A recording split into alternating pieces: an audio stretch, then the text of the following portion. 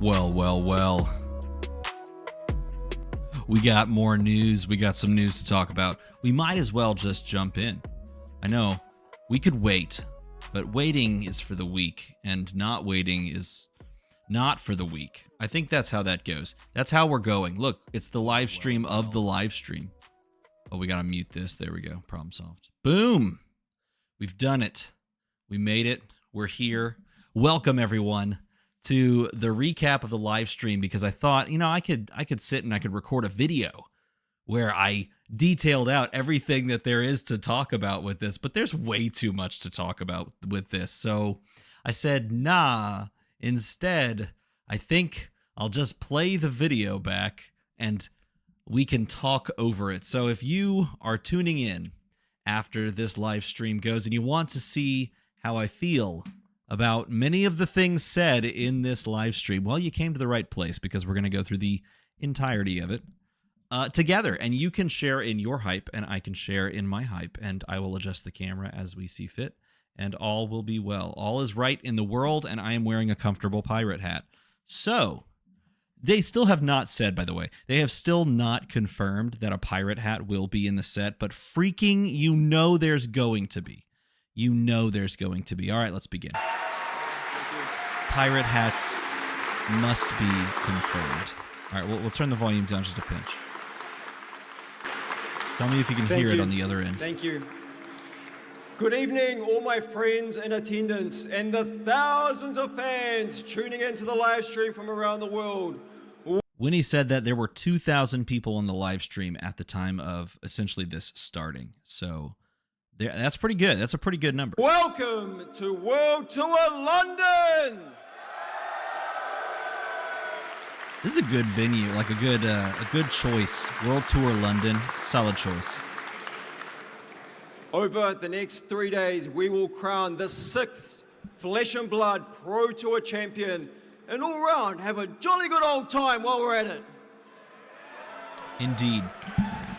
I don't have anything to do this weekend. Before we jump into an absolute... With nothing to do this weekend, you know I'm going to be watching this for a majority of the day. Absolutely stacked keynote presentation. I'd like to take a moment to thank a few people whose hard work make this show possible. Firstly, our event partner, Living Realms, Fabio and Ryan, thank you for all your efforts to put on the big show. They have a lot of thank yous here. He always starts off with thank yous, which is the right call. I mean, that's the right play, of course.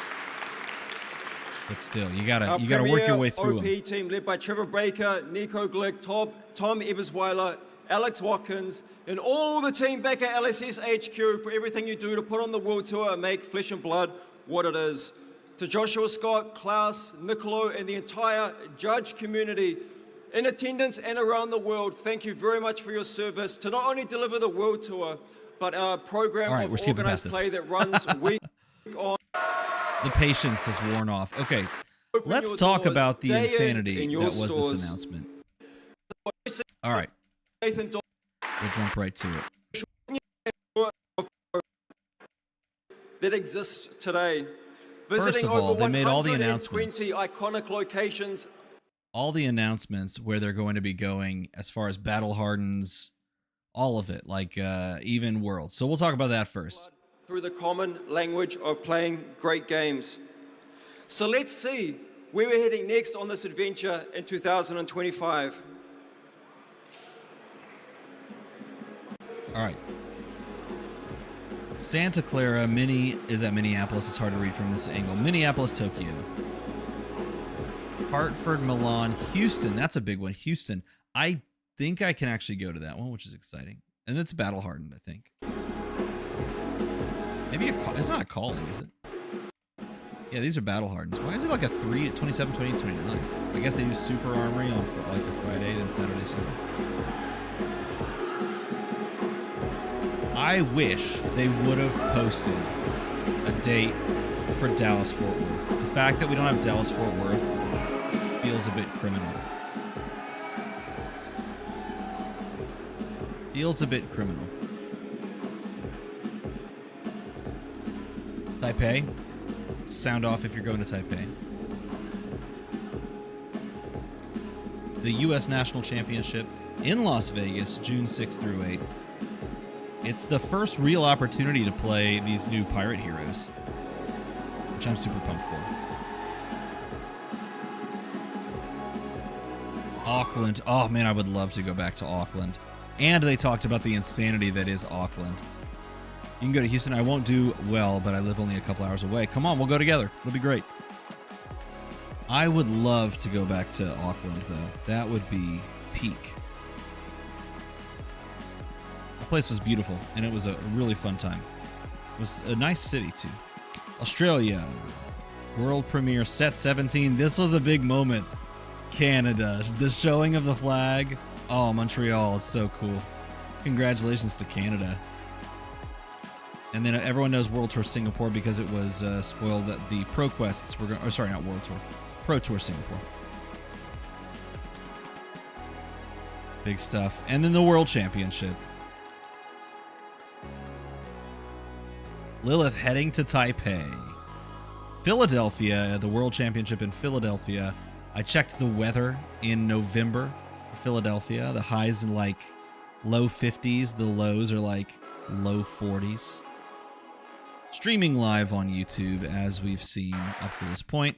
Some solid places. Locations around the world. I saw you, Canada. I saw you, Edinburgh. Yeah, the fact that Flesh and Blood, the fact that Flesh and Blood's now in Germany is massive. They talk about it in a little bit, but it's pretty huge. And the fact that they are putting the world premiere of the next set in Canada is a pretty cool thing as well, because Canada has been much maligned as far as support is concerned for Flesh and Blood, at least based on the sort of groundswell that we've heard in Canada, coming from Canada. So it's really cool that they get one. Destinations that I want to spotlight real quick. I'm glad to hear that Draconis 191 made you very happy. I mean, that's a cool one too. Like traveling to Montreal is sounds like a cool idea. I've only ever been to Canada. Well, that's not true. I've been to Canada twice. I went to Canada once as like a way to board an Alaskan cruise. So I was there for like 3 hours. And then I went to Canada 2 years ago to do some commentary, which is pretty cool. So that's pretty awesome. The fact that we have a Canadian world premiere for the set that's coming out, which we don't know. Right? Because smart people play Flesh and Blood, and I see a lot of smart people sitting right in front of me right now. Germany, game of skill, Flesh and Blood. Flesh and Blood. And when we head to the homeland of Flesh and Blood, the this part's hometown crazy, of Flesh man. and Blood, we need to do something special for you all. So we've opened the vaults, we've opened the archives, and when the World Tour comes to Auckland, look at we this. have a couple of very special things in store. Firstly, so first of all, if you buy a Fabled and Go Again package, then you get entered into a drawing to go to Legend Story Studios and tour the studio and then celebrate Mastery Pack Guardian, which is confirmed to be all about Volda. So first things first, you get entered to win a tour of Legend Story Studios. When we went to Legend Story Studios, they had just opened everything up. They were still kind of getting settled in. I bet you now it's even more homey and cool and comfortable and a great place to hang out. So that's pretty good. August 8th through 10th, man. Personalized tour of Legend. Dude, sometimes I just wish that like I wasn't a teacher. Sometimes I wish that I wasn't teaching that time, so I could just hop on a plane. Of course, you have to pay for it too, and that's kind of the tough part, right? Studios. And it happens to coincide with the But weirdly enough, I keep pausing. Weirdly enough, flights to Auckland, last time I checked, which was when they did Calling Christchurch, flights to Auckland are like the same price. No, they're actually less than flights to Taipei. And I am following flights to Taipei. Like I can, and maybe this is just me, I can fly to Auckland for cheaper than flying to Taipei, which is crazy. And I still haven't pulled the trigger on my Taipei tickets, the flights. And it might have been a good idea for me not to pull that because I just got my tax return and it would cost me the same to pay my taxes. The release weekend of Mastery Pack. Yikes! That's not even the main thing that I want to draw we'll attention see to on about that one. World Tour Auckland. It's the fact that we're putting on This a is special crazy. doubleheader calling weekend featuring the OG. I love this. Welcome to Wraith. All right, so for those that don't know, Welcome to Wraith as both a draft and a sealed, like limited set and like format are are pretty peak Flesh and Blood. It's like it's kind of up there as far as like limited is concerned. If you've only been more of like a new school Fab player, playing like the OG set in sealed and draft is so peak. And not only that, but like it kind of it's a bit reductive. Like you kind of reduce down to like one endpoint. And so if everyone knows the one endpoint of the like draft or of the sealed set, then freaking it just becomes even more hilarious to play the format. So a Welcome to Wraith Unlimited, like sealed and then draft is so hype. And yes, it's alpha drafts. God, I would love to play in this. And then if you crash out, you just play the Battle Hardened and you just first add draft Arcane Rising, which is the dumbest format. It's so dumb. Oh my God, it's great. I love those sets. Man, it's just the nostalgia hits so hard for those two sets. But yeah, you can also play Calling B as a classic constructed. Limited, and you can play Pirates. With all by then. day 2 draft pods. That's just so cool. Hey, look, if you're going to go to the birthplace of Fab, make it that. Even more significant than that, this will be the last time that Alpha is available at any of our official events. This is actually kind of huge. Like if you're a collector or if you're like someone who, I don't know, if even speculators exist in this game and at all still, if you're any of those types of people thinking about what they just said, what James just said, this is the last time Alpha and Arcane Rising First are going to be pulled out. They're emptied. They have emptied the vault. They have no more Alpha. They have no more Arcane Rising First Edition after that event. So like I have an Alpha box that I've had for 4 years now, and I have an Arcane Rising box that I have had for like 2.5 years now, and I'm like, I thought about selling those to get tickets to Taipei. I don't know. I don't know, man. It's kind of crazy. So this is like massive in the world of like collectible Flesh and Blood. What that singular sentence means, if you're holding one of those boxes, that's pretty cool. That's pretty crazy, and that's something else, man. Until the 10th anniversary. I don't think that's true, John Randall. Well, that's what they say.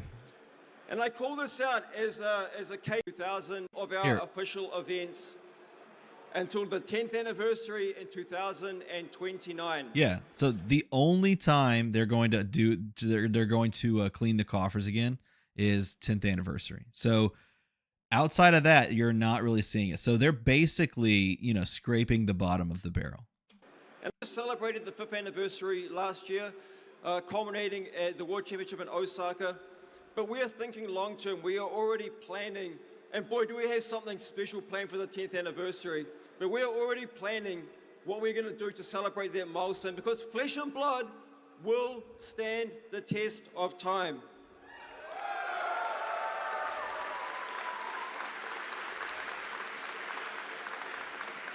Yes, it will.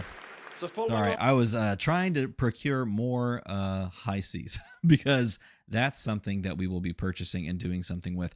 No, it is kind of crazy that we just did the 5-year anniversary and they're future-proofing the 10-year anniversary, which is great because that they're committed to keeping it. And I mean, if you've been in the game in any way, shape, or form, they've got the staying power because they, as a TCG, control everything about their own fate, and that puts them in the driver's seat for the rest of however long they want to go.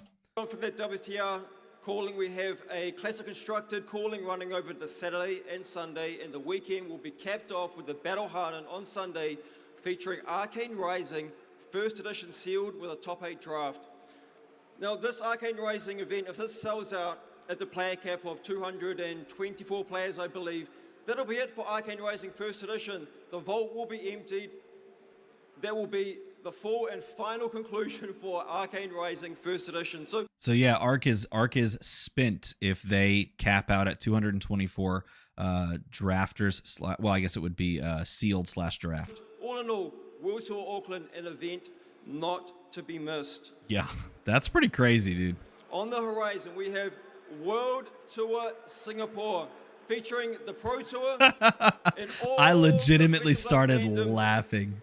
when they put this screen up. Now, Listen to the Singapore audience. is a place that I personally really love, and I cannot recommend highly enough that you should visit Singapore. The low rumble from the audience as they take in the art of what we see is so good. It is hilarious. Also, I just want to point out, like, this, it's not just it like perfect. Okay, I'll put it this way. This perfectly threads the line between a little too much like tongue in cheek and just enough. Like, this is right on the line for me. Anything more than this, and I'm like, okay, stop. We're Hearthstone now. But man, it's so close. It's like walks right up to it before it takes the bungee jump off the cliff. This right here is exactly what I like, where I draw the line, and it's so much fun. I guess because it's just like it's a summer thing, it's like a pool thing, and I'm a fan of all of that.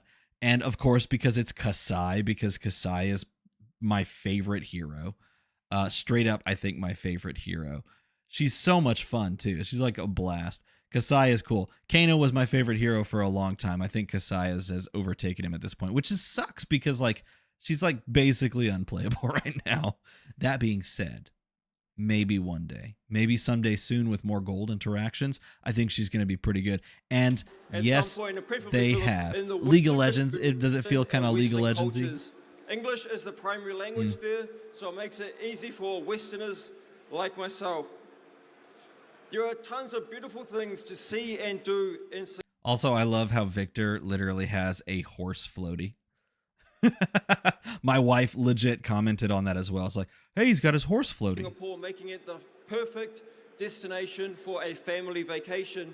And even for myself and my family on the way back from London, we'll be stopping off there for a few days to enjoy those vacation highlights.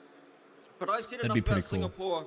You can see how much fun Kasai, when they showed the cards, Sindra I jumped. no Talon. in Singapore, and you too can as well. Yeah, Tickets go on sale when they tomorrow, showed the cards, you can pick yourself up the Singapore exclusive promos. I think it's just great, man. I think it's just great. I guess my question, part of the souvenir package. My question is that, are these Marvels? There's no way they're Marvels, right? They can't be. These just have to be like, one-sided, right? They can't be Marvels. They would be too good if they were Marvels. Let's just be that way. Let's just put it that way. Oh my God. Dude, Kasai is so freaking cool. How do we not want this in the world? Souvenir package. I get that some people are like, look, this feels too universes beyond. It's too Magic the Gathering. I get that. But at the same time, shut up. Put your hands on those absolutely stunning promo cards. I'm all about it. For our play programs for the minute, we're going to... All right. There's a quick pause, and then we talk about Max the Hype Nitro. He'll be racing into stores next Friday. Limited supply. Get in quick on this one. So this is interesting. He's the last, what I'm presuming to be, the last Armory deck that is going to only be CC. And I agree, yes, they probably are going to be expensive if the demand is there. And I don't know if the demand will be there with Max here. We'll see. More DOA beach volleyball. That's exactly right. Oh my God, it's such a throwback to DOA beach volleyball. Ah, it's classic. The next Armory deck to... So this is where Armory decks are going from now on, and this is exactly where they should be going. I want the Syndra one so bad, makes me think of the Avatar Firebender girls. Oh my God, there was a Beach Day episode of Avatar The Last Airbender. Oh, what a classic throwback. That was such a great show. My wife and I like bonded and really started to get to know each other by watching Avatar The Last Airbender. Show's great. Also, anyway, I think all Armory decks from now on have to do this. They have to be CC and Blitz compatible with the singular thing on the bottom. Find port at your local game store is Gravy Bones. Get hyped about Gravy Bones. I am very hyped about Gravy Bones. And on board your Gravy Bones Armory deck, you'll find a few exclusive allies to the Armory deck, including the good Dr. Sawbones, Dockhand. Okay, now, here's the thing. Sawbones Dockhand is exclusive to this product. Now, we've had exclusive cards before. Is it much worse if they are exclusive allies versus exclusive just other Majestics, like playable Majestics? Personally, I'm not affected by these. I think it's one of those things that, like, every Armory deck has had exclusive Majestics up to this point.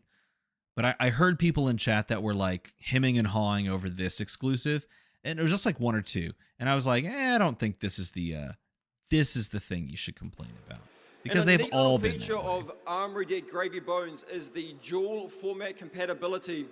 So straight out of the box, this deck supports both Blitz and Classic Constructed. That needs to be a staple. All the cards together to play CC, it's real easy to reset it to play Blitz again. Just remove all of the cards that have the little CC icon printed on the bottom, and you'll be back to your 40-card Blitz deck. Easy. And they do all the work for you. So for a new player to pick this up and go, okay, how would I pare this down to be a Blitz deck? They don't have to think about it. The work has been done for them. You now have 2 decks in one product. That's smart. That's just good design. So no matter whether your Armory events at your local store are Blitz or Classic Constructed, Armory deck Gravy Bones with the dual format compatibility has got you covered. All right. Now, a lot of people thought that this next Armory deck announcement was Armory deck Dromai. And the reason they thought that, because there was a quote-unquote leak, and I think it was more of another like April Fool's Day prank.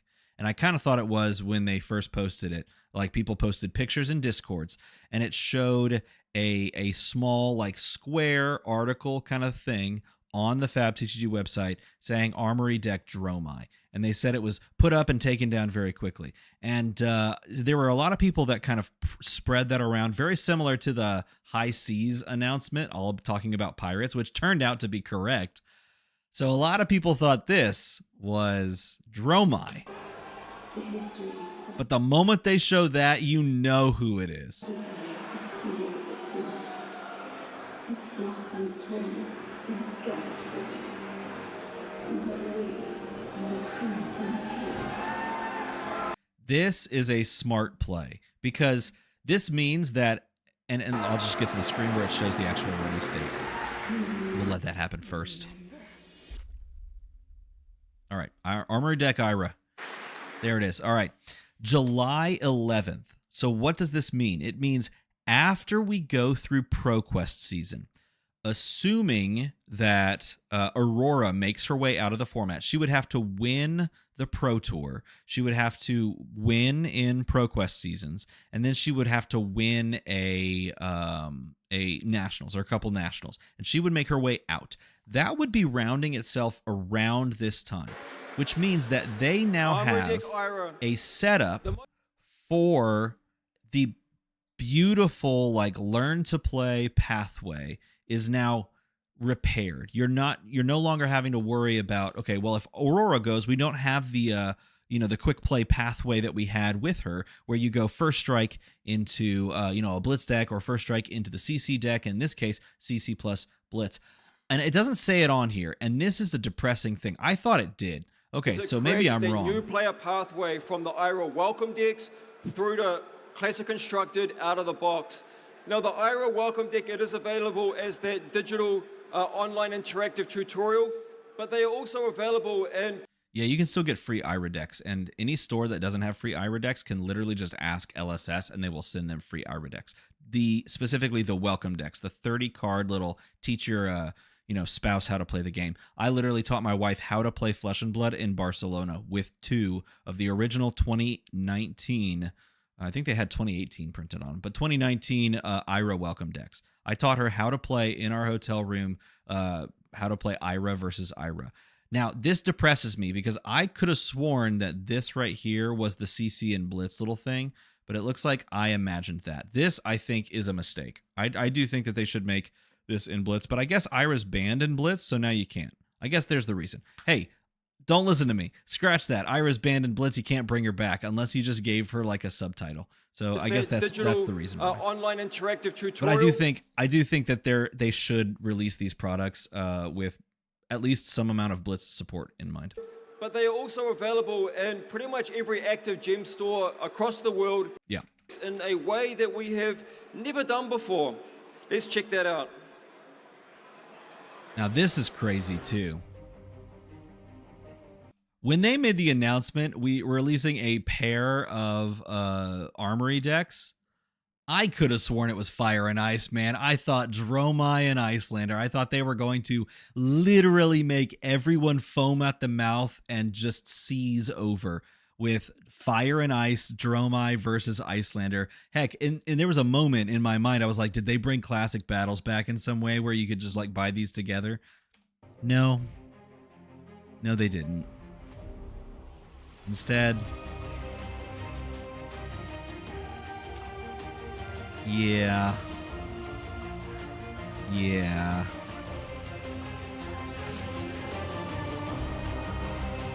Yeah.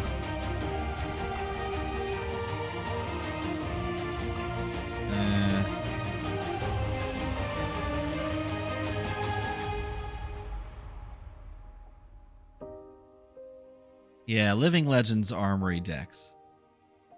Here's my problem with this product. And it's not the same problem that a lot of people have, okay?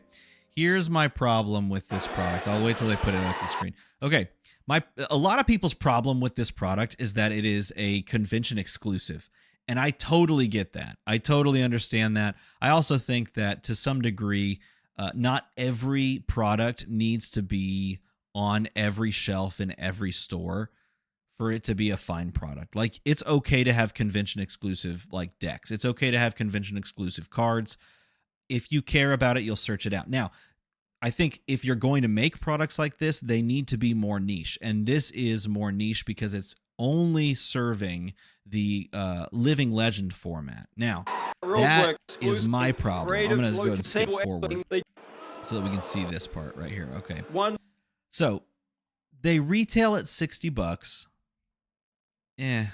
Okay.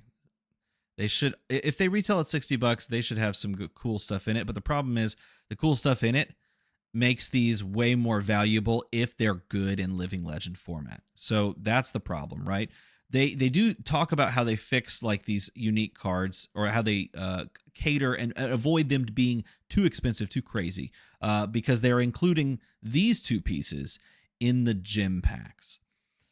So that's kind of cool, right? Okay, I kind of am into that. But here's my problem with this product right now. It's that Living Legend is sort of relegated only to these tiny ancillary formats. And so you're releasing a product that is incredibly unavailable at a couple of, it's like, go to Gen Con, go to Comic Con. If they release this at more places, maybe, but it's like, it's really unavailable. And then it only caters to that one format. So if they turn out to be like really good products, which I hope they are, if they turn out to be really good products, then they get scalped to oblivion, right? That's the issue. This was like a step further down the pathway in my mind from what they did with Blaze, because Blaze was a hero. Literally, you just had to get the hero to play the hero in the format.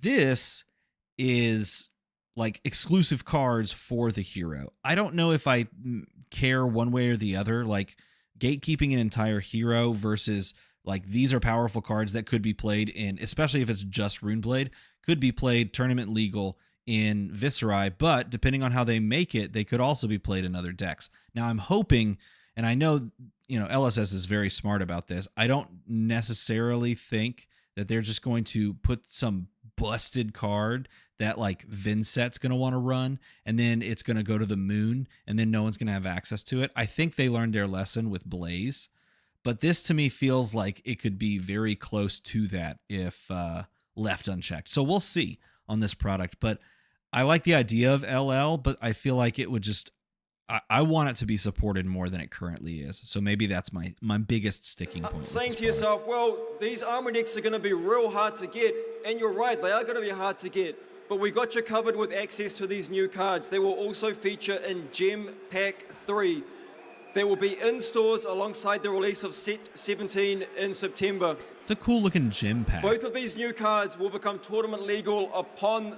What do you think is the set that features that gym pack? Like, we can assume that the gym pack 1 was designed that way to look like the Hunted. And we can assume that High Seas gym packs for pack 2 are going to look High Seas-y. So what do you think that art is? What is that set? Because everyone's like Savage Lands. Does that give you Savage Lands vibes? Maybe. Red and blue? I'm a big red and blue fan. So you'll have a reasonable chance to get your hands on them before they become tournament legal. Of note, these 2 new cards are in the... Yeah, No Talent says Set 17 might be the new place they were teasing. They are going to tease that. James is going to tease that very soon in the video. I don't think it is, though. I don't think... I mean, it very well could be that, you know, we have the pirate set and then telling a story, logically progressing through the story, they go. I do think that the other region is the underwater Atlantis-style region. The Armory deck are cold foils, and in the gem pack are beautiful rainbow foil versions. All right, moving blue. on. Yeah, this is one that you've seen before, Master Pack Guardian.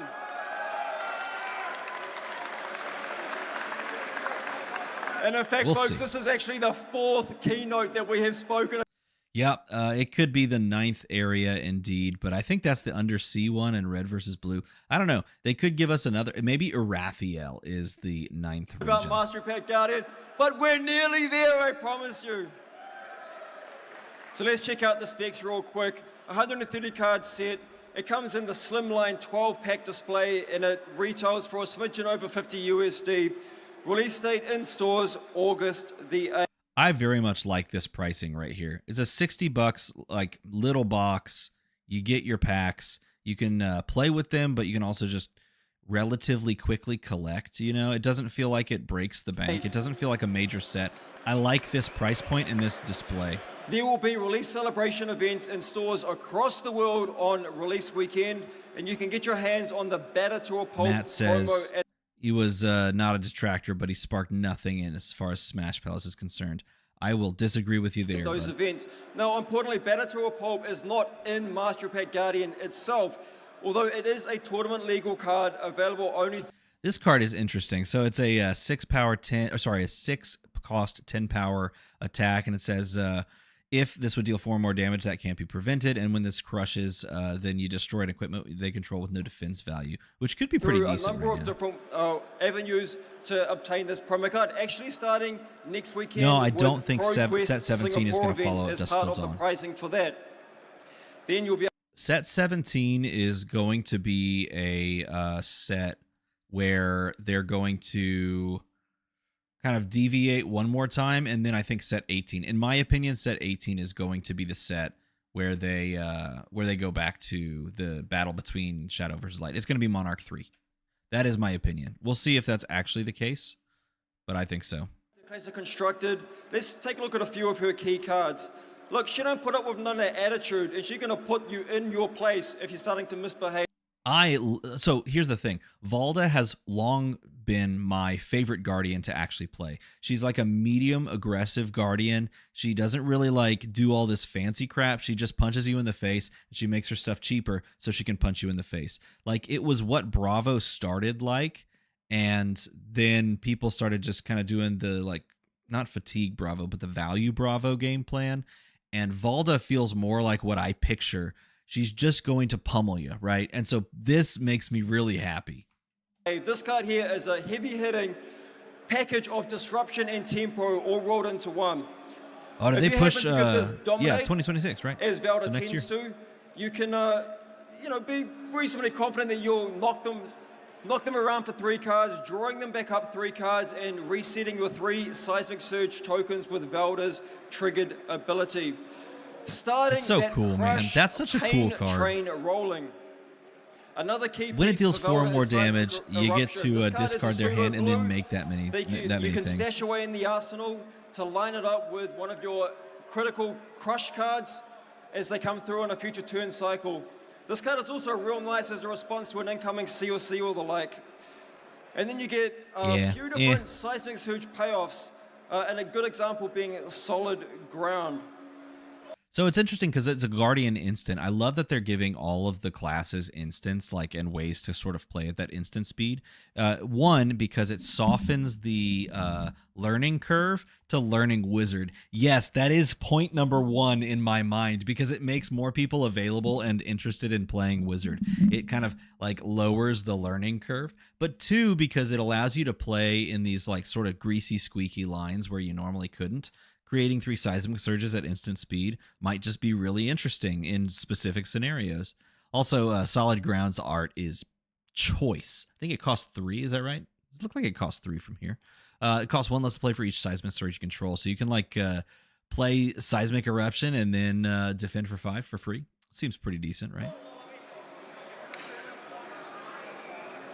Hey, Matt says, first dual class card, Betsy and Valda Tavern Smashers. We have dual class. Why not dual heroes? Hey, we kind of have that with companions now, which is so good. Valda. It's about an opportunity to tell some stories. Oh my God, let's go lore. And this go around, we're actually going a long way back in time to the Third Age when the flow was abundant across Wraith. In the modern era, it's really isolated to the region of Aria, but back in the Third Age, it was prolific across the realm of Wraith. And so we're showcasing that through some variants of the Seismic Surge. So interestingly enough, based on the lore, the Third Age is when everything kind of, all the calamity began to happen and the fighting against the old ones took place, which we'll actually see here in a bit. When the flow was prevalent in Volcor, likewise in Solana, and as you're all familiar with, abundant in Aria. So this is very similar to like the Magic the Gathering, let me give you all the fanciness stuff. It gives me like a lot of vibes for like the Magic the Gathering like project pack opening fun or whatever they called it. At the same time, I like shiny things, so I was never really offended by the whole Magic the Gathering project pack fun, whatever they called it. That didn't bother me too much. It was just the idea that when you overload something and you get to this point where like everything is fancy so nothing's fancy, then you've hit a critical mass and no one cares anymore. This to me is not that. This is just a fun way to like have a new cool looking seismic surge. And funnily enough, this is exactly what like content creators and fans of the game were already doing. They were making their own custom art for things like tokens that lived on the board. Alongside and so I think it's cool. The and old ones roamed the land of Wraith. So we're awesome. Showcasing the old ones related to each of those 3 regions, with Volcor being prolific for its furnaces and forges, crafting the greatest equipments and weapons known to Wraith. So that is reflected by the smelting of the old one from Volcor. Yeah, so here's my question, okay? So, and I don't think we've gotten a clear answer. The Aesir are commonly referred to as sort of the bad guys, the things that people want to avoid awakening and having them return because of the calamity. And I believe they are synonymous with the old ones. I don't think there's like a crossover there. I like there's different things. I'm pretty sure they're lore-wise, I'm pretty sure they are synonymous, which means that that's the Aesir that was whispering to the Emperor before he died. That was the one that was like awakening, which is pretty interesting. Likewise, Solana with its all-seeing knowledge. And that would make this Soul. So maybe I'm wrong in that point. This would have been the old one for Solana. And keep in mind that all the old ones also have like accompanying dragons because each region has their own thing. An Aria with its abundant flow that enchants the very land around us. This to me looks like, how much does Acilio weigh? That's a great question. You have to measure the rocks, right? This to me looks like the formation of the tree of Corsham. Like it looks like Corsham almost being formed, even though they are disenchanting it. I don't know. I think the Aesir old ones are like ancient Greek titans. Yeah, I could see that. A few of the absolutely stunning marvels that you can find. By the way, all of these are 6 cost, 10 power, 3 block attacks. and each of them have I believe they have a similar but not exactly. Yeah, it looks like it's similar but not exactly the same effect. I love that it's heave 2 as well, which means you can totally like fake out pummel with floating 2 resources. Instead, just heave this into your arsenal, create 2 seismic surges. When this deals 4 or more damage to a guardian hero, then you destroy all equipment they control with -1 counters, which is busted. These are insane and limited. They really are. And then this one is to create. They lose all abilities during their next turn, and then the final one is destroy all auras they control. But yeah, smelting of the old ones. Card's pretty good, man. Pack Guardian, as well as some deep and Oh, that's a good connection, storytelling, Matt. going back and looking at the They remind history you of the Eldrazi. from the land of Wraith. These are sick. Mastery Pack Guardian has also been designed for crack shuffle play, and I think that crack shuffle play has a really important part to play in the future of Flesh and Blood Limited. It is the fastest, easiest, funnest way to play Flesh and Blood Limited, and a great way to introduce new players to a simplified Limited experience. I'm glad they're going back to crack shuffle play. I think that's a fantastic format, and one that really could see a lot more refining. Because, like, it was fine. I'll put it this way. It was fine in Bright Lights. It was fine. And I wish they would have gone right back to it and, like, dug more into it. Because you probably could have, well, no, you probably couldn't have pulled it off in any of the sets in 2024. Thinking about it in 2024, you really can't swing it. And it really has to be a singular, like, class set. Because the very next set, Bravo Valda wedding win, the very next set was Heavy Hitters, probably the best set they've ever released. And, I mean, that was just peak. By the way, they should have really kind of, and maybe they'll do this later, they should have really dug in on the idea of one set limited, like build a deck from one set, you know, like you can only build from Heavy Hitters, and the idea of drafting and then playing UPF. A whole bunch of Valda mirror matches. Other folks that like a bit more variability to their limited experiences. So you heard it. What's crack shuffle play? Crack shuffle play means you take 3 packs of a set, you take out the tokens in the back of the packs, and then you shuffle up those 3 packs of cards, and that is your deck. That's it. And it's fantastic. It's really, really good. Funnily enough, back in 2020, there was a guy who was doing something similar with 1 pack. Literally, you would take 1 pack, you would even shuffle the tokens in, and you would play like at a reduced life total, just that 1 pack. We did it with Arcane Rising on a stream back in like 2020, and it was surprisingly interesting. It was a little bit weird, but it was surprisingly fun. Everything in that pack was like playable, and it was that idea that I think crack shuffle play reminded me most of, is literally making the most you can out of what little you have. It's a cool thing. The next Mastery Pack off the line actually features 3 heroes, offering more variety and archetypes to your crack shuffle play limited experience. Okay. I'll take guesses down in the comments. What do you think the next crack shuffle and play mastery pack set is going to be? What class will it feature? And why is it going to be pirates? Come on now. How cool would that be? 3 pirates, just plain pirate heroes, doing the pirate thing, stealing gold from people. Be pretty good. And again, we have this product with the release celebrations hitting stores from August the 8th, with more info coming soon on my birthday. Hey, it's coming on my birthday. TCG.com and our socials. And again, you can find this. All right. This is where things get crazy. I've been waiting to know what this is all about. Please be Warrior. Dude, Warrior would be solid. Warrior would be very good. All right, folks, we've got something for you social gamers out there. I alluded to this at the Osaka keynote. Smash Palace, baby. Let's go. So it is a crack. Okay, look at this. It's a box set. It's features this crack shuffle and play format. It costs $70, which is expensive in my mind.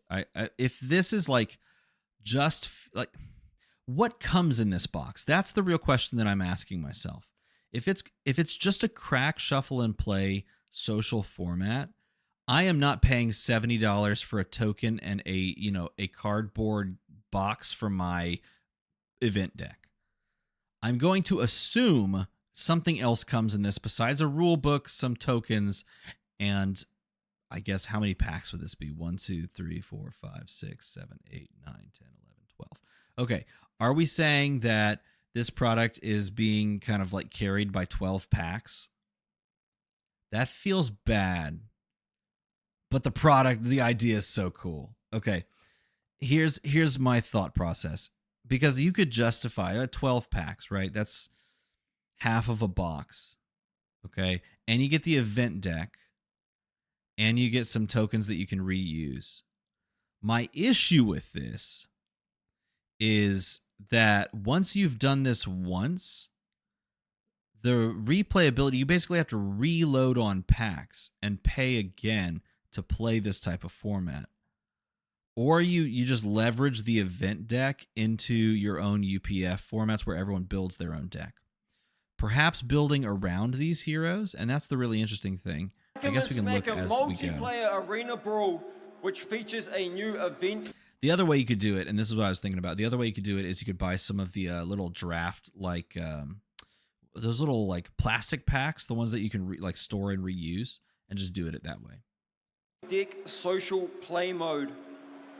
You have no. It's not UPF with events via the sealed boosters. No, this is crack, shuffle, and play. Everyone takes 3 packs, opens them, and that's their deck.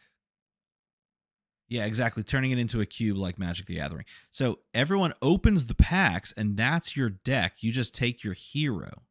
That's the insinuation here. 7 different heroes to choose from in Smash Palace. And it is super simple and super fast to start playing. Set up and start playing in minutes and keep playing for hours. It is powered up by Mastery Pack Guardian, Crack, Shuffle, and Play. See, they say powered up by that. I'm not sure what he means by powered up. Remove the last 3 cards from each of There you go. That's Crack, Shuffle, and Play. If you wanted to know, that's how you do it. That's what we explained. To the event deck a little bit in a sec, but I'm going to just run through the basics of how it works, and it's real simple. The event deck is a shared deck that sits in the middle of the table. At the beginning of each action phase, flip over the top card of the event deck and do what it says. On the bottom, Crack, Shuffle, all right, arena, so I think this is a great little idea. I think this is a great way to make UPF a little bit more unique than just everyone's punching each other. It allows you to play a little bit around it while still giving you an era or an air of randomness. Crowd rules fight, pretty simple, bit of a power buff, and it allows you to attack anyone at the table, breaking. I will say the Smash Palace cards themselves don't look like Flesh and Blood cards, and it's because of the way they did the bordering. It looks like Marvel Champions cards. That constraint that normally exists in multiplayer of only attacking left and right. If you're behind, this is. I'm gonna skip ahead so we can see all 4 of these, and the art's a little bit different as well. It gives me a little bit of a different vibe, even though like this piece, really all of these pieces, based on what I can see. Carlos Cruchaga did both of these, but this is like a different vibe than what we normally see from Carlos Cruchaga. It's kind of interesting. And that one's done by, I can't tell the name. It's kind of small on my screen. But I think that's an artist that we've had a lot of. All right. But the heroes, I mean, we get Fightmaster Cox in here. He is a Guardian hero. He's a pit fighter at 4 intellect, 19 health. He's a goblin. Action, you tap him. Destroy a gold you control. Look at the top 3 cards of the event deck and then reorder them. That's great, man. Ah, it's so good. To stack I love those that. events in your favor. Then we have this beautiful. Yeah, exactly. Beautiful Y'all are saying the hero. same thing I'm thinking. Everyone's saying the same thing I'm thinking. It looks like they're all Guardian heroes as well, which is the important point to take note of. Everyone's saying you just make it into a cube, and I get that. Look here, maybe you throw in like some instructions for that for someone who doesn't come from the Magic the Gathering background where they make a bunch of cubes. Maybe you throw in like that instruction, and that's okay. I don't know. Groundbreaker Crix. Just such a stunning hero, the first Centaur hero that we have made, and I'm sure that we're going to be seeing more of Crix in the future. It's like a cool leopard. I like that. But perhaps one of the most important things... They bring back Bravo. Check this out. Bravo's here. Bravo, Flattering Showman, a young Guardian hero, 4 intellect, 20 health. Action, pay 2, tap him. Turn a face-down card into your arsenal. Face up. If it has Crush, it gets +2 Dominate. Hey, it's like a nice mixture of, if you pay 2, it's like a nice mixture of Bravo Star of the Show and our old school Bravo of just giving Dominate. I love that. That's a great little callback. That's fun. So you get to play with him. You get to learn the core mechanics of him. He's just in there, and then you get to like build him up. That's so great. All right, this is why we're wearing the hat, people. With Marlon, you've seen her around. All right, this symbol. But maybe not this symbol. Here you go. This is tap. Half the crowd groans and boos, and the other half just laughs, all for the right reasons. This is tap. You just don't even.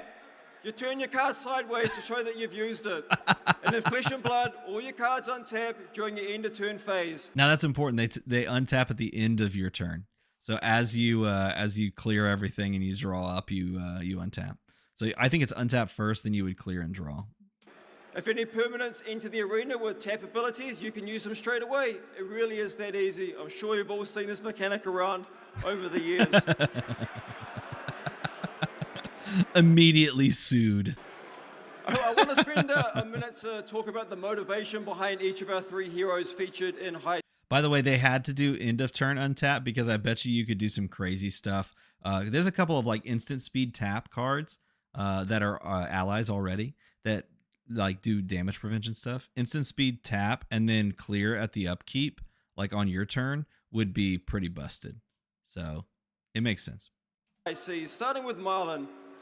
So she's a pirate. She wants gold, but what is... Okay, is the gold... I know that they keep showing this. Is that gold going to be available? Is that Marvel gold going to be available everywhere? Because I will be honest with you. If I miss Taipei, that card and Treasure Island are the singular things that are making me feel deep feelings if I end up missing Taipei.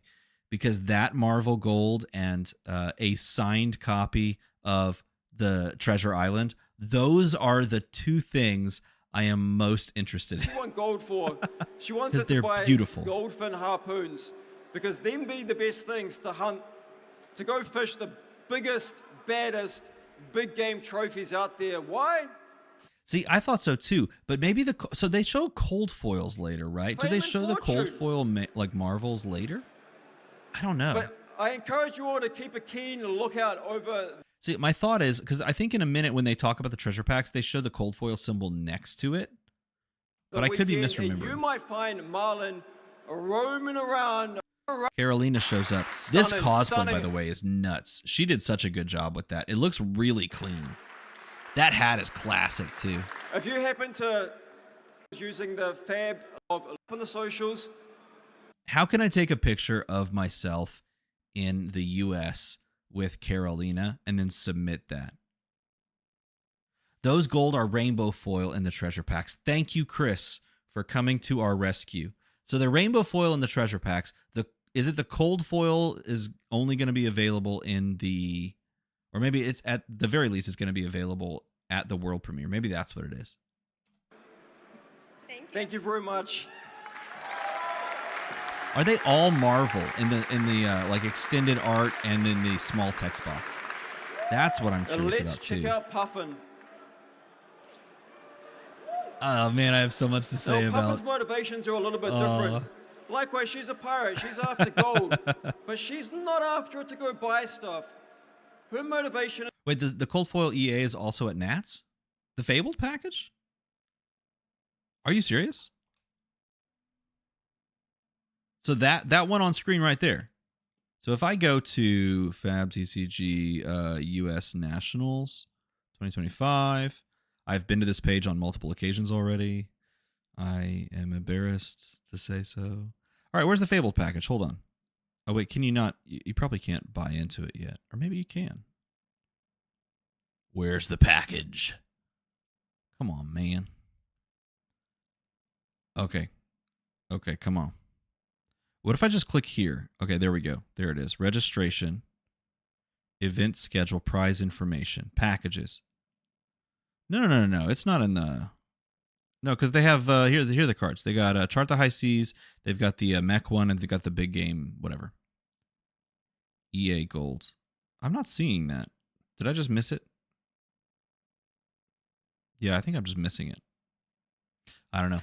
I'm just missing it. About Gold Foil EA engineering Gold's calling package promo. Ah, okay. gold melting. See that one right there, though. Oh my God, that one. That is, as someone who has waited so long, the cold hides which of the 3 promos you get. Okay. Okay, cool. It down, forging it, reshaping it into golden as a cogs pirate to power up person, her incredible flotilla. That's the card right there. flying That's ships, everything. That such as treatment of the Planeteer Aeronaut. pirate. But that's Okay. That's a freaking cool way to do an air pirate. I was never super into the idea of like sky pirates. That was like never my thing. The sense of adventure is there, but there's something about the danger of the high seas and the beauty of the ocean that loses a little bit for me when you're just flying in the sky. And yet, this is so cool. Also, I love the Palantir kind of nod.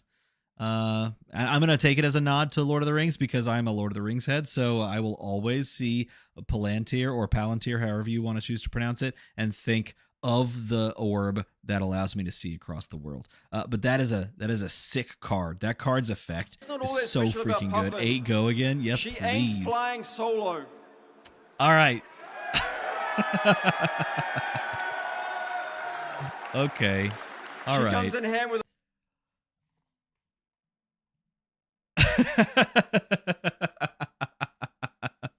This is what I wanted. I wanted companions. I wanted a companion that could sit on your shoulder and you could send it out and it would like poke at your opponent and like do a beneficial thing, and they would have to go and kill it. But when you like killed it, it would like go back to your shoulder. That's what I wanted, man. But I like this. This is so freaking cool because you can throw it out there and then you can tap it and banish it, because when you throw it out there, it has a steam counter on it, right? So if you throw it out there and you crank it, you gain an action point. And then you use the effect, you banish it, return it, unequipped, tapped with the steam counter. It gets the steam counter and you can crank it again. Oh, so good. Is it only good for the crank part? Yes. As far as we know, it's just a 1 health parrot that cranks. I just think it's so cool. a trusty That's psychic, Polly Cranker! That's a fun thing. And it opens up the design space. It opens it up for more companions. Give me a meep. Give me a pirate meep. Give me a meep that can run around and steal gold. I'm glad you Oh my like God, it. give that to me. That's what we need in our lives. Polly I don't even Cranker like is mech and I wanna introducing play a couple that. of See, pretty exactly. neat things. Firstly, obviously, it's our first companion, and it has a hero super type to it, making it specifically and exclusively locked to the hero it belongs to. It also introduces a neat keyword, perched. So Polly Cranker stays out of harm's way safely until he is ready to swoop into the arena and help Puffin get cranking. Also, I like that. Look at the border. The border has a little companion bird in it, and it's got like this nice little subtle shade of green, which is a great little representation of companions and little animals. I love that. Well, your opponent kills it. I don't think it's going to... So if Polycranka dies, it will not return to your thing. It'll just be dead.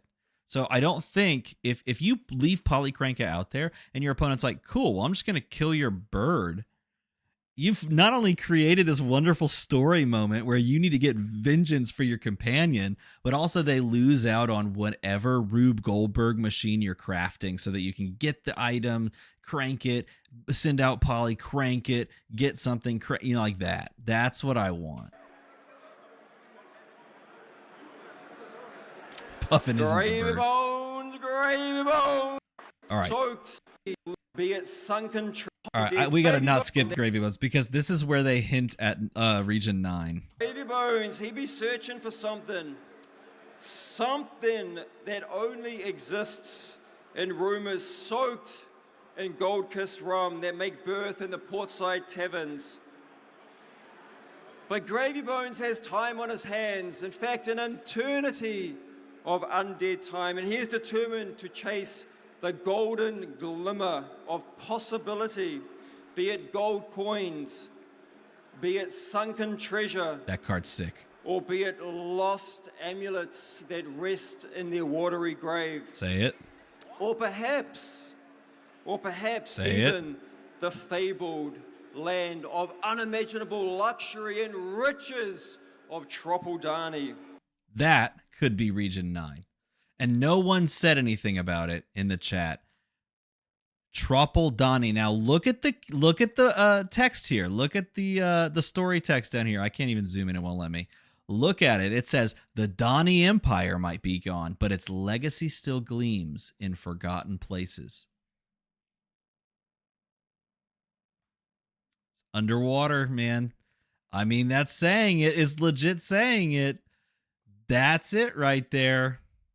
Let's go. Wait, is Sunken Treasure good? It's a blue block 3 that can turn any card in any graveyard face down, and if it's yellow, you get a gold. It's a blue block 3 that can disrupt your opponent's graveyard and possibly give you a gold.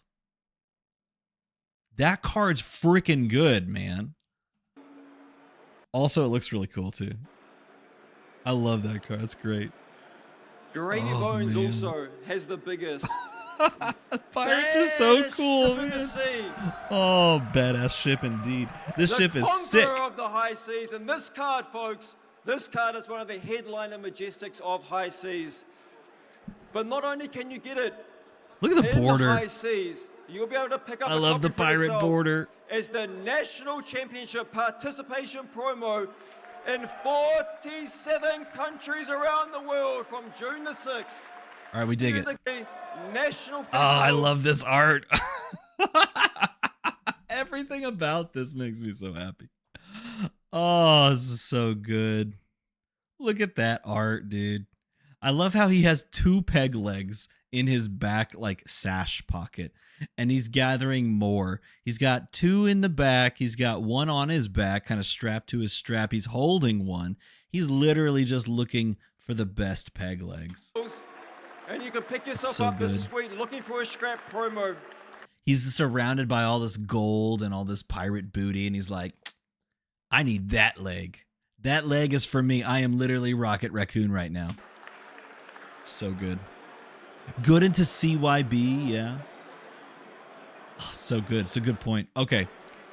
All right. Was put on. When they announced this, like just before they even got to this, when they first announced High Seas and they showed these treasure packs, I was already Windmill Slam Dunk. Also, Treasure Island is just a masterpiece of a little card right there. That's the background that we're using. If there's a playmat for Treasure Island, right? Is that the playmat that's world premiere? Like, I'm just gonna if I don't make it, I'm just gonna buy a world premiere package from somebody. World Premiere High Seas. World Premiere Taipei. Show me the event details. And then show me the Fabled package. I can't remember. If I click here, will it show me? I think it will. No, it doesn't show me it doesn't show the packages like it normally does. What the heck? Oh no, it's the pirate map. Oh, that one's good too. It's the treasure map. Oh no, it just says the one playmat. It says Chart the High Seas is the playmat for the Fabled event voucher. Is there another one for the like the Go Again? Oh, they don't have a Go Again package. Oh, the World Premiere package, is that one different? Oh, yes, it is. Yeah, the World Premiere pack. God, I love that. Oh my God, I'm so conflicted. I gotta pay $2,000 to get there. Relics of the past. And this all comes in a tiny little three card pack. One being a map slot, 9 pieces to collect, one being a gold slot, with 3 different gold cards to discover, and safely sandwiched in between them, the treasure slot.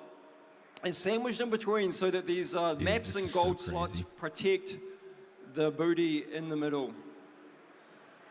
So in that treasure slot, this is where it gets interesting. We have 14 different common cold foils. We have 49 different pirate.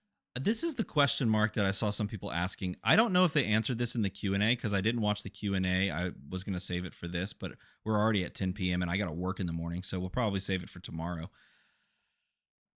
The real question, is this now where they're putting the cold foil in the box? Or will there be a cold foil in a pack? And this, you know what? Because if you're doing a draft or if you're doing a like a sealed event, they probably still have cold foils seeded in the packs. Probably, right? You would think so. Take a ship to Taipei. Dude, honestly, here's the thing. I have thought so hard about how they could have put this world premiere in Tampa Bay, literally the home of the Buccaneers, and there was for the Rosetta world premiere, there was a literal pirate ship outside the venue. Like we passed it like driving to the venue. I was like that's like a replica ship. Oh, it just like that would have been peak. It would have been peak. It would have been perfection. Pirate booty cold foils. There are 4 legendary Good luck cold out there, foils Jocelyn. and 11 Marvel Good luck cold at foils. your You might see a exam. common theme here. They all be cold foils. One off. Everything's cold. Lost treasures. So I like this, this. Look at this. Okay, so wait. Sky City, Golden Port. I can't take out whose mantle that is. It's Horgus's mantle, something like that. Ah, see, I'm such a sucker. This is your this gold is right slot. up. Also, the Gold Kiss rum is so good. Maybe not because they need to pad the gold packs. Maybe not. Because if you're not getting those in packs, I feel like that would be a little uncomfortable if you're going to like you could hit a cold foil at pre-release and that's great, but now you don't have that ability because it's in the treasure pack, which presumably like a winner gets. You know what I mean? That map is sick. Oh, okay, no cold foil in token slot. Okay, it's confirmed then. Excuse me. Gold Kiss Rum, by the way. Instant tap your hero, destroy the Gold Kiss Rum. Your next action gets go again. That's action, like attack actions and non-attack action cards. That's pretty cool. It's just your next action gets go again. Your hero can't tap this turn unless they're a pirate. So anyone can drink the Gold Kiss Rum, but unless you're a pirate, you don't get to do anything else. You fall asleep. I love it. Lineup So with good. gold being the easiest to discover, golden cogs being a bit harder, and the Gold Kiss Rums being. Oh, okay. This is actually good. Kalinar says expansion, legendary, and Marvel, which means that if you're getting a cold foil common, it's in the treasure pack and not in some random pack. But legendaries can still be cold foil. Marvels, of course, can still be cold foil. Expansion slot, presumably still cold foil. Somewhat hard. Conqueror of the High Seas being the I like example. this. We have. There's one of our legendaries right there. It's a pirate equipment arms. It blocks for 1. It's battle worn. It says action tap this. Your next pirate attack this turn gets when this hits a hero. Steal a gold they control. Otherwise create a gold token. That is the keyword. I was desperately hoping they would show us the pirate keyword. Steal is the keyword. And we don't know what it exactly does, but we can assume it's just stealing. Just like its tap symbol, it's just stealing. So you steal a gold token they control. Otherwise, you create a gold token. So if they don't have one, you get one. If they do have one, you take it from them. And then at the beginning of your end phase, if you haven't created or stolen a gold, destroy this. So this sits on the board, and on turn 0, it could destroy itself if you don't create a gold token. That's pretty interesting. Also, if your opponent blocks you out on an attack after you've activated this, you don't get a gold token. Is that a common? It looked like a legendary. Okay, if it's a common, no, you're right. Actually, that might be a common. The little dot is so small. Either way, that is such a cool freaking Cold foil equipment. legendaries in the treasure slot. You will find the rainbow foil versions of these legendaries in the High Seas It main looks like an booster. L, but you guys zoom in and tell And me. then you have That guy, so hyped. This one guy right here. That's everything. He be popular. You'll find He knows a what's up. selection of cold foil marvels in the treasure pack as well. There's also a ton of cold foil marvels in the main booster pack also. But look, not all treasure shines the same. Some treasure is prolific. It is some. You got that. You got cold foil some extended treasure is art known, but amulets. lost, Apparently, we're gonna get some sunken. amulets. Destroy it, gain an action point at instant speed, so you can actually double up on action points, which is pretty cool. He did say cold foil legendary, but that might not have been a cold foil legendary. Yeah, I assumed it was, and it looked like the little dot made it seem like it was. Of course, he hides what these are for just a bit, but then he comes right back to it. Yeah, there's the pathway, but you can. By the way, if you didn't know this, you can now play. Your store can now run more than one pre-release event. I love that. Right when pirates come out, I'm gonna be just chaining those things together like the absolute addict. Okay. Pre-release has the little pack again, and this shows us the cannon because Hammerhead Harpoon Cannon is a bow cannon, not a crossbow, but a bow cannon. So that explains the cannon synergy. I thought it was going to be real cannons. I'm not going to lie. I thought it was going to be real cannons. Action 3, destroy the peg leg, and your next attack this turn gets go again. That could be a weapon attack. That could be a attack action card.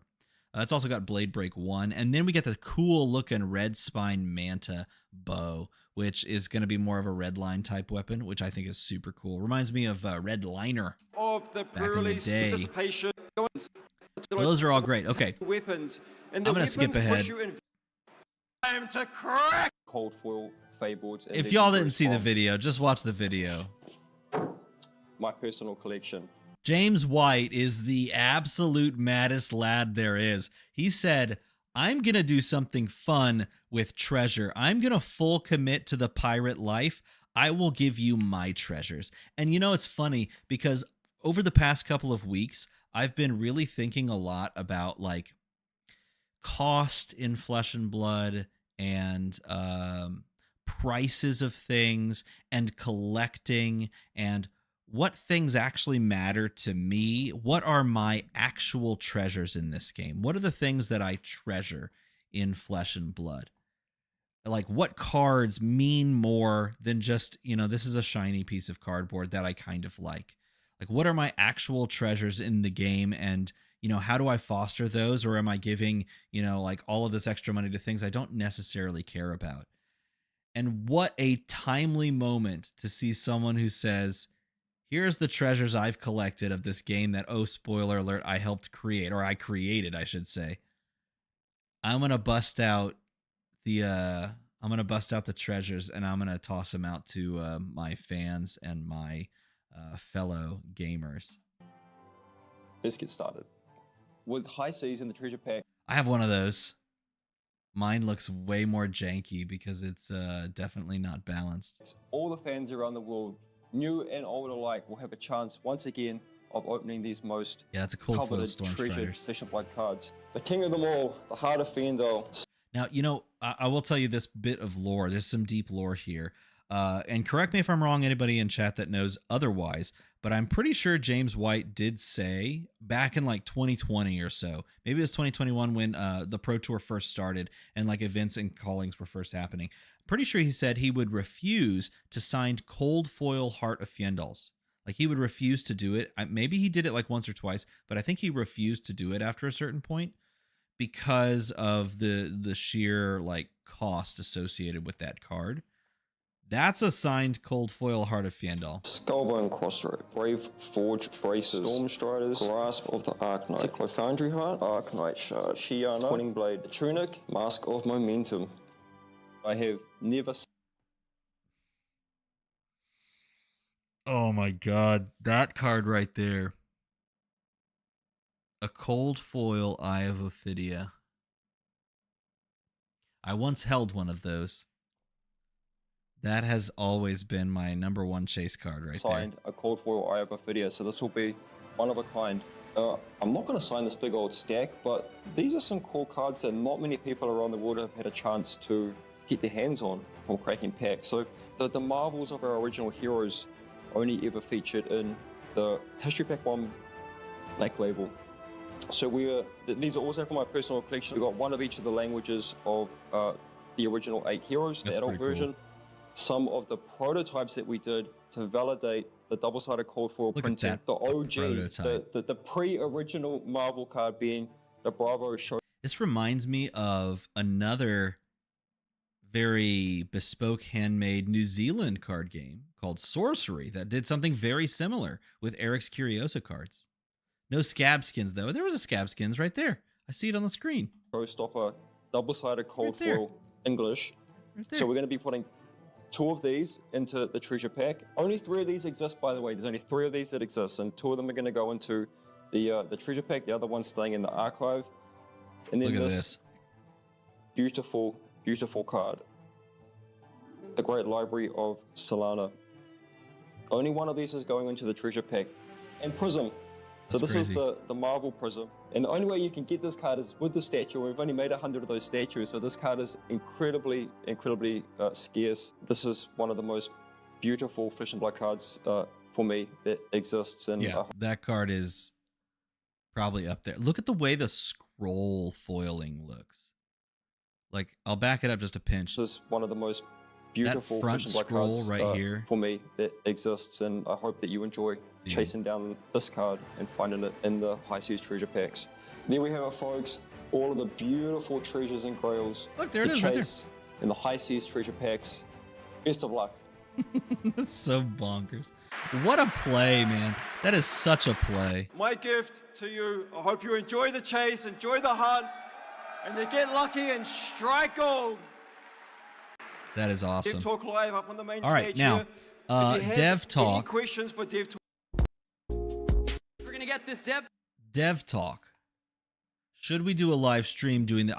I watched the first 2 questions, and it was already so good that I was like, okay, if I'm going to do a live stream, I want to react to whatever else is live. So should we do a Dev Talk in a separate stream, or should I record a video? Because I'm not going to do it tonight because it's time for me to wrap things up. I'm probably going to do one or the other, so sound off in the comments. Do we do a live Dev Talk watch through? Because I have some opinions already on the first couple of questions that I heard, some like hot takes. Or do I do a video without the live stream part? That's what I'm curious about. So let me know what y'all want to do, because I will gladly do another stream tomorrow and talk more about pirates. I mean, come on, man. Come on. It's pirates. It's pirates. It's pirates. Video it is. Well, sweet then. That gives me the opportunity to geek out about pirates. I mean, though, like when we think about it, you know I got to commit hard to playing a pirate hero. I just want one pure pirate. Just give me one, like, a pirate ranger seems pretty cool. Pirate necromancer, I think, is going to be so awesome. I'm more hyped than I ever have been about pirate mechanologist. But just like pirate Kasai. We just do pirate Kasai. Is that possible? Pirate Kasai.